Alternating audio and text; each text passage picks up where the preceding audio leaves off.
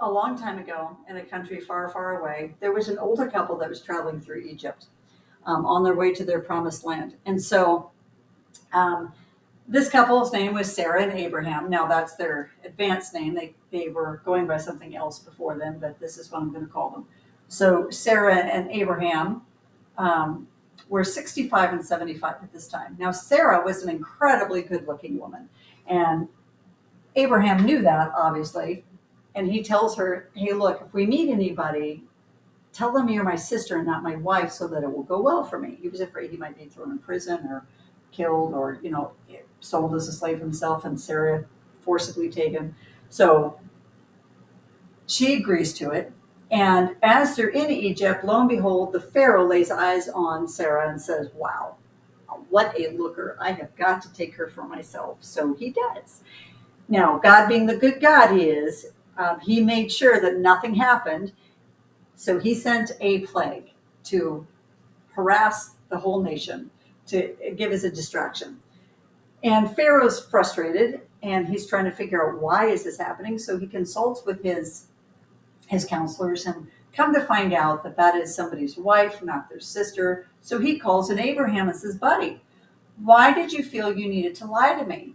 And Abraham says, "Well, I didn't think it was going to go well for me, that I might be killed or taken away and my wife forcibly taken. But theoretically, it's not a lie because she is my sister from another mother. She just happens to be my wife as well." So kind of a half-truth. And the Pharaoh's like, "Buddy, no, you got to go." So on their way out, they acquire a maidservant, a fancy word for slave, named Sarah. And Hagar, and she's going to be Sarah's maidservant. So they travel outside of Egypt. Now, on their way, sometime in the beginning of their journey, God meets up with them. Now, Sarah was she was barren. She didn't have children. She was 65 years of age, as I mentioned. No kids. She'd never had any. And that culture in that time, that was a huge pox. She was a pariah. She was considered unfinished, imperfect. There was something wrong with her that she couldn't have children. Well, whether or not that's true, that's just still not really her fault, but that's not what they think of it then, or thought of it then. So God tells them, "In your old age, I will give you a child, but this child will be the father of a nation, and his descendants will be more than the stars in the heaven. He will be so numerous that you can't count them." And that's the promise that he gives them. That's fantastic. And Sarah really holds on to that, even though she says, "Well, I'm in menopause, and that's a real thing. It's probably not going to happen for me." But she still believes God. 10 years happen down the road, and there's still no child. Not even a glimmer of a child. And Sarah is getting desperate by this time. Now, in our desperation, we tend to do things that are unwise and not thought through very well. So what does she do? She comes up with a brilliant idea, or so she thinks of it as a brilliant idea. But remember, desperation can cause poor decision making, and I've been there, done that. I'm sure all of us have at some point or another. And when we're not waiting on God, and we're causing a big problem. So trauma turns us from God's promises to our plans. So her idea is to give Hagar to Abraham as his wife. Abraham, hear me out. If you take Hagar, you can get her pregnant, and then I will take the child and I will raise it as our own, and then we will have children, and then God's promise will be fulfilled.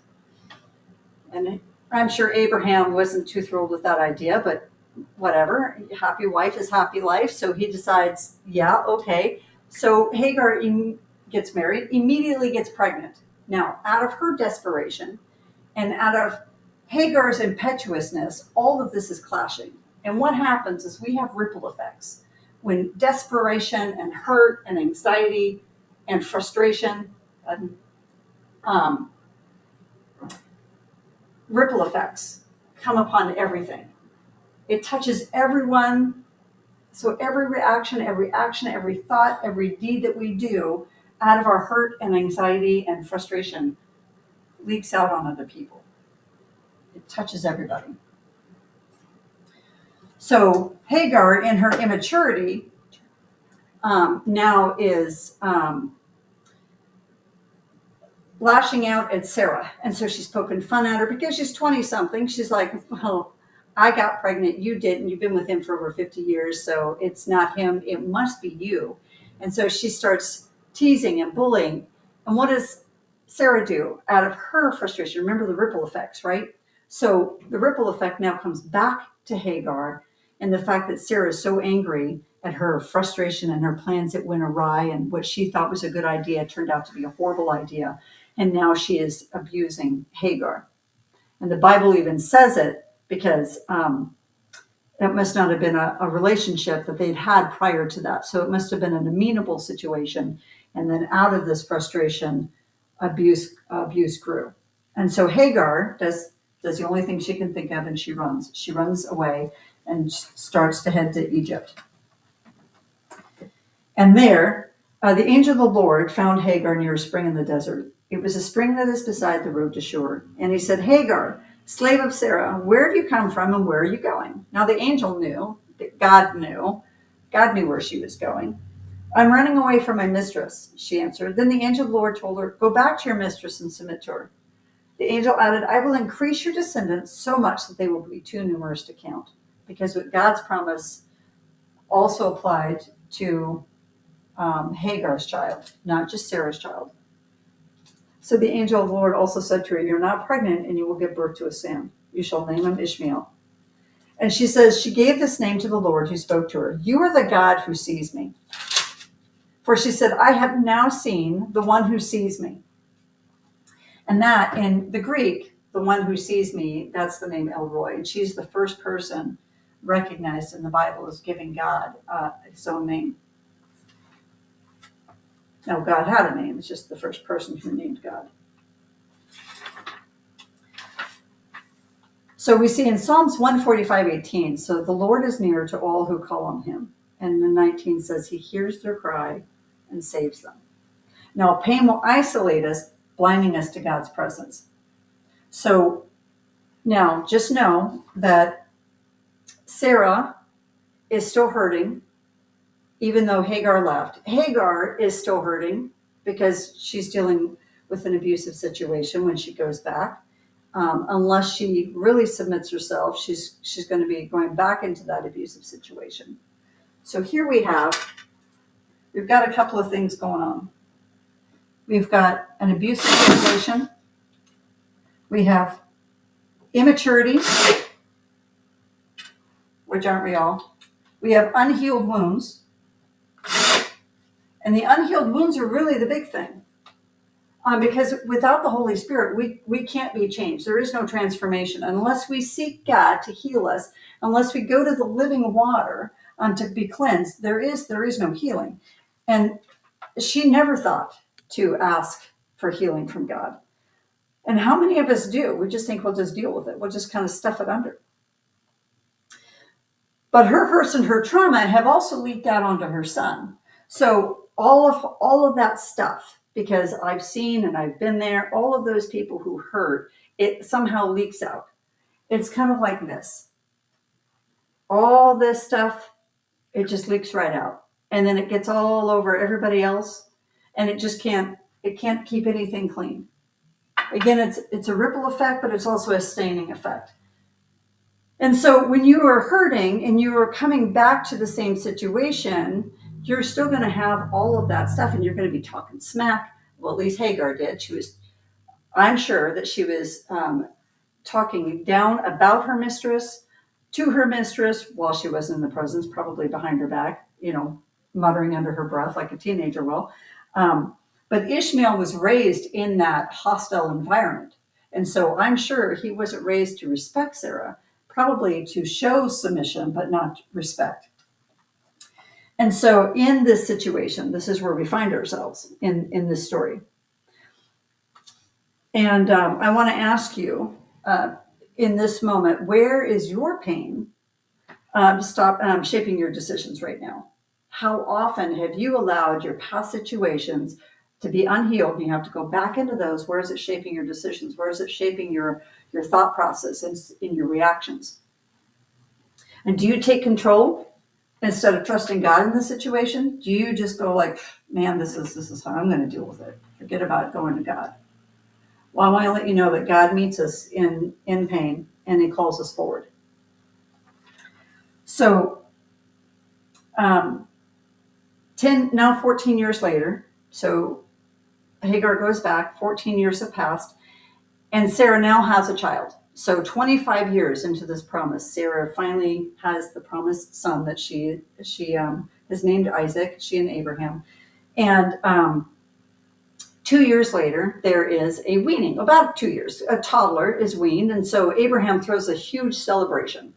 And in this moment, their true colors, Hagar and Ishmael's true colors kind of come through, or their true emotions rather.